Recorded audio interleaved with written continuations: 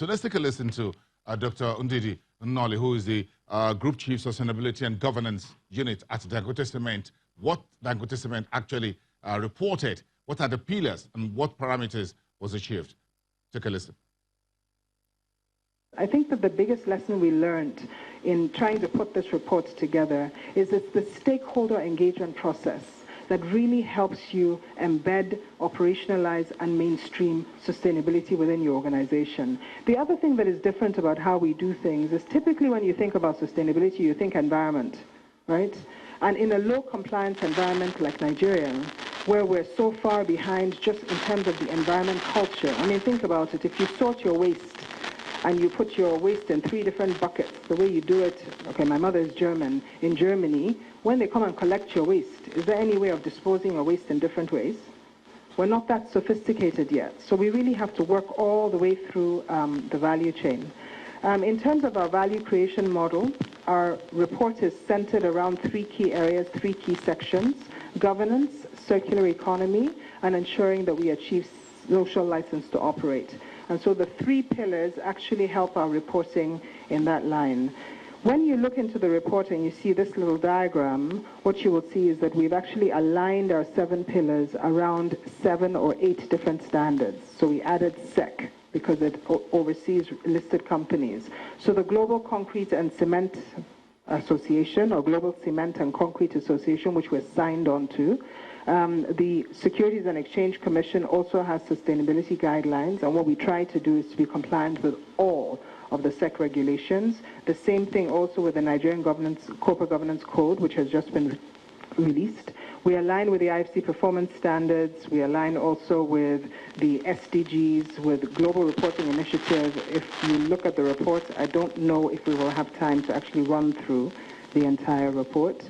You will see that those are core areas, and of course, most importantly, the Nigerian Stock Exchange sustainability guidelines, which is why we stand here before you today. What you're looking at right now are really our numbers. Sustainability as impact. We see sustainability as having to be measurable. What we've outlined over there are the 3 KPIs that we set ourselves as a baseline per pillar. So you can see when you look at them that we're starting to measure what actually are our CO2 emissions. Some of the things that we are measuring already but not reporting on are things like water consumption. If you are not measuring something, then you know that you don't know where you are. So this is our baseline. We're not saying that it's the best that we can do, but we're saying that it's an important baseline to set in terms of building on for future years so that we're transparently disclosing and tracking our impact and our progress. So if you take the example of economic impact, sustainability as economic impact, our objective is to build sustainable local economies. What we're trying to track in that regard is our impact on household incomes, also our impact on employment, job creation. And we do that in 3 sectors: direct, indirect, and induced. What we've done is we've worked with Deloitte to help us compute these numbers so that they're transparent and they undergo a certain level of scrutiny, so that rather than us pulling numbers out of a hat, it's Deloitte that's saying. And if you look at the number, it says that our multiplier effect is 2.2. So our projection is that for every person we employ, we create 2.2 other jobs.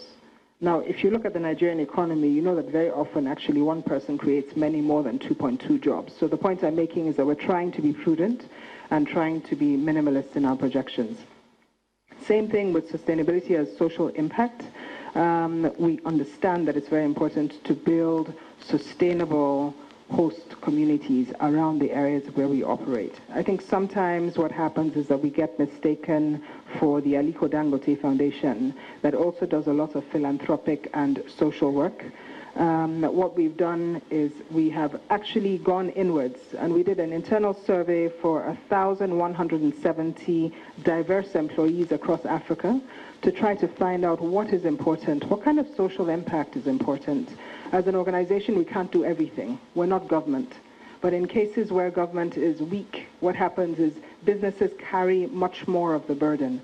And so the idea is to really create a stakeholder engagement process whereby we try to have a positive social impact and to do so in partnership with others. sometimes with our own internal partners, sometimes with other third parties. We're members of the Private Sector Advisory Group on SDGs, which is a conglomerate of private sector entities trying to implement the SDGs across Nigeria. We're partnering with the Nigerian Stock Exchange to launch the facts behind the sustainability report. And we will continue to do things like that so that we start to help to build an ecosystem whereby it's not just about financial reporting, it's also non-financial reporting, but more importantly, it's about the transformative impact of business and how business can begin to create sustainable, long-lasting, and scalable change in our host communities, in the markets in which we operate, in the countries where we operate, and on our continent. Again, data integrity was very important to us in this regard. You can never really be too sure. So even though we've gone through the layers of getting Deloitte to support us with economic calculations, having PricewaterhouseCoopers come on board to ask us many questions on external assurance, sending our document over to Global Reporting Initiative, which has also informed the NSC guidelines, putting ourselves through the scrutiny of the floor by coming here to present our numbers and essentially making this a public document and giving you the room to also ask us many questions.